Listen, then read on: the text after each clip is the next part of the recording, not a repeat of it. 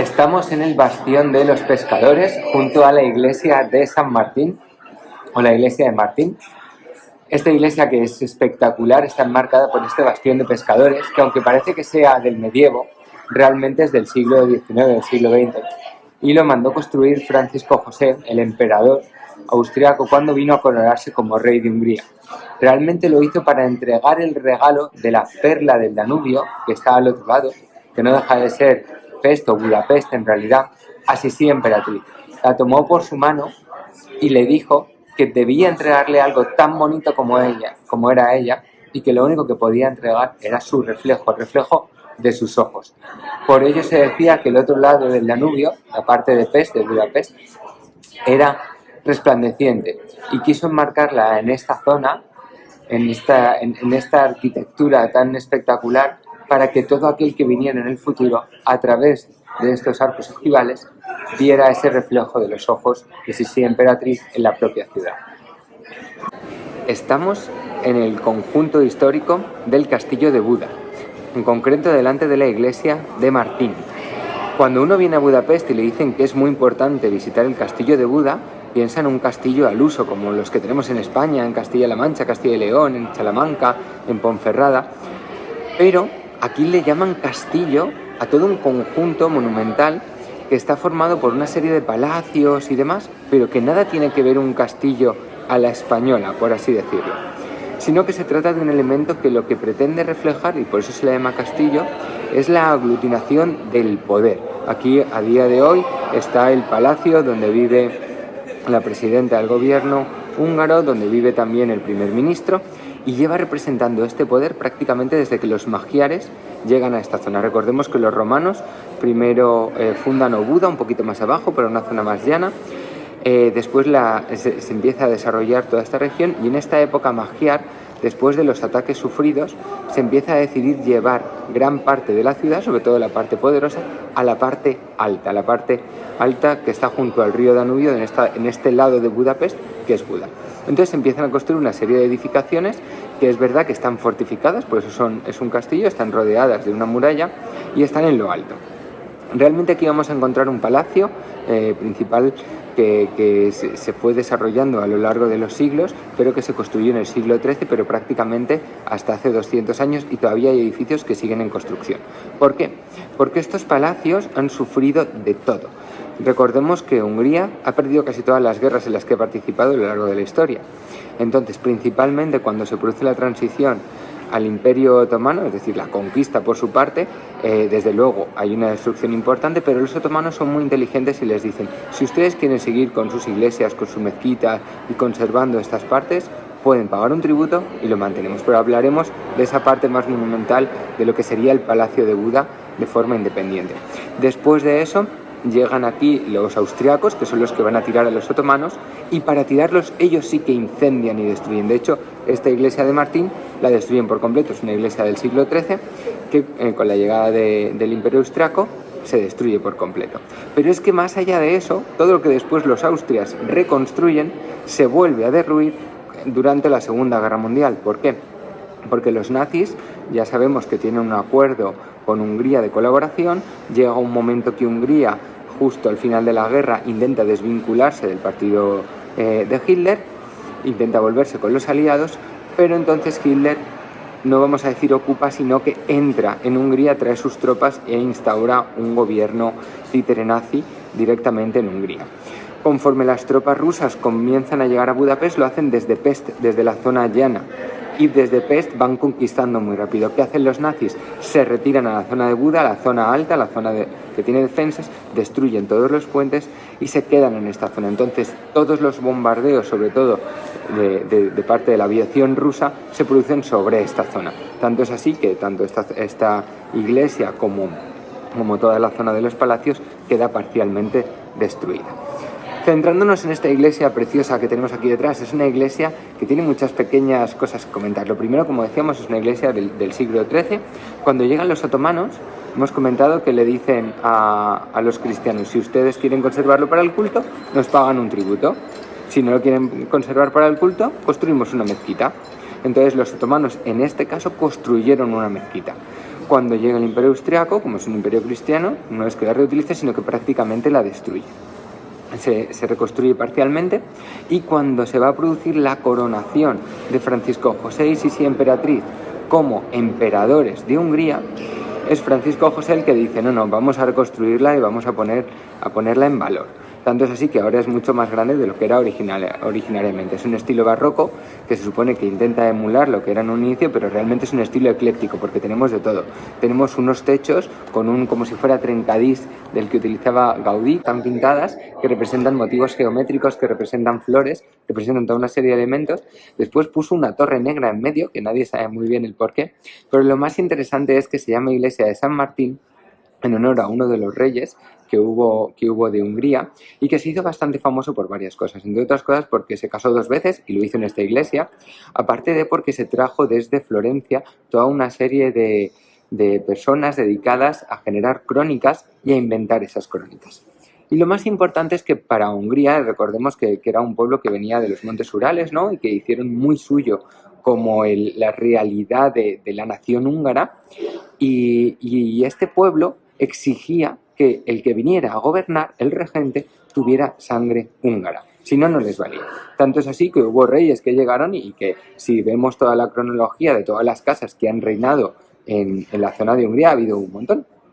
Pero bueno, llegó este y dijo: vale, yo me tengo que inventar algo para que el pueblo húngaro me acepte. Entonces se fue como decíamos, a Florencia, se trajo un montón de influencia a nivel cultural impresionante, pero sobre todo se trajo a esos cronistas.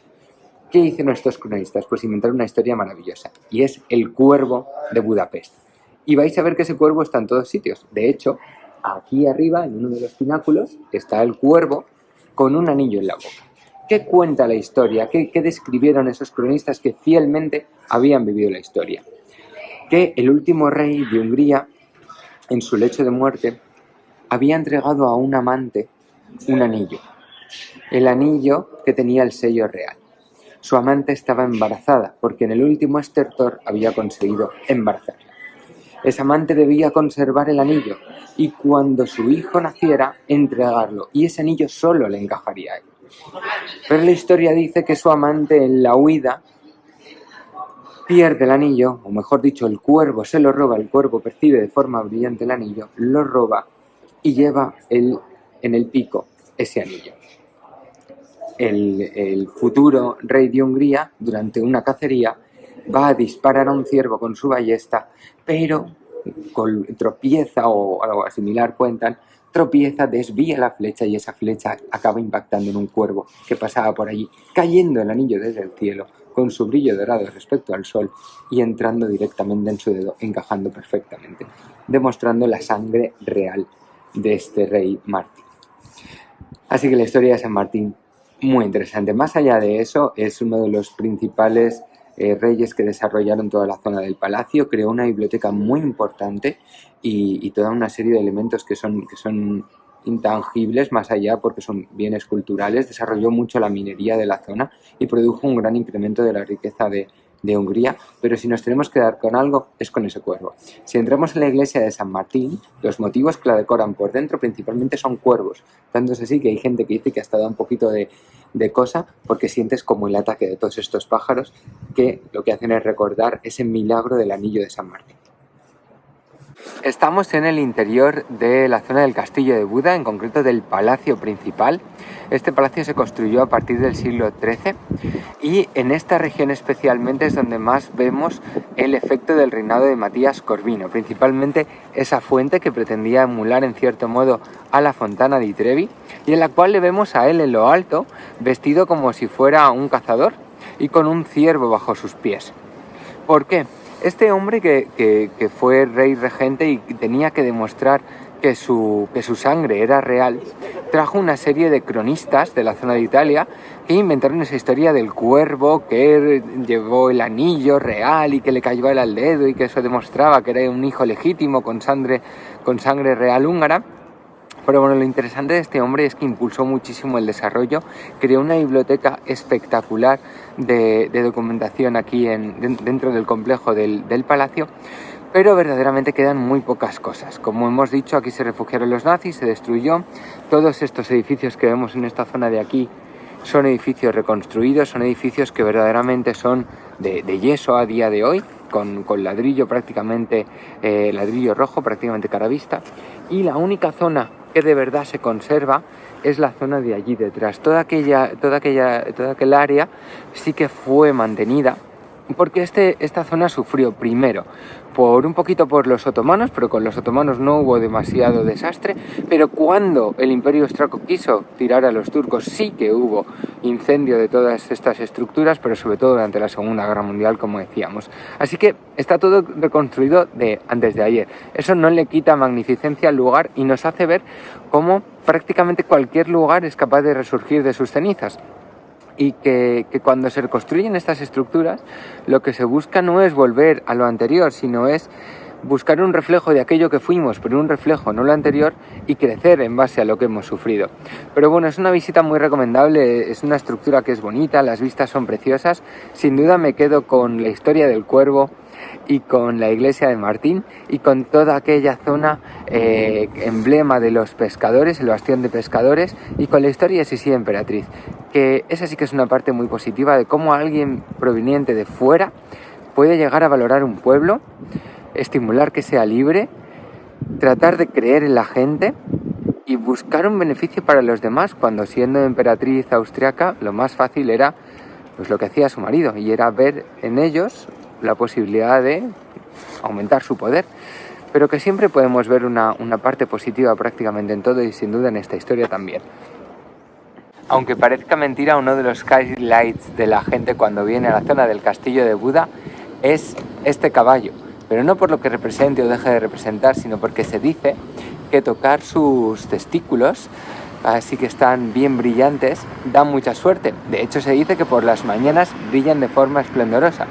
¿Y por qué se dice esto? Porque aquí hay 4 edificios que tratan de emular los palacios que vemos en la parte que está en el inicio de la zona del castillo, pero lejos de eso son edificios bastante, digamos, rudimentarios, bastante soviéticos. Y eso es porque el único edificio que resistió los bombardeos de la Segunda Guerra Mundial de esta zona es justo el que está detrás de esta estatua, el que está más cerquita de ella. Y por eso se dice que da suerte. De hecho, hemos visto más de uno subiéndose a la zona del pedestal de la base para conseguir tocar los testículos, porque dicen que sobre todo da mucha suerte para aprobar exámenes.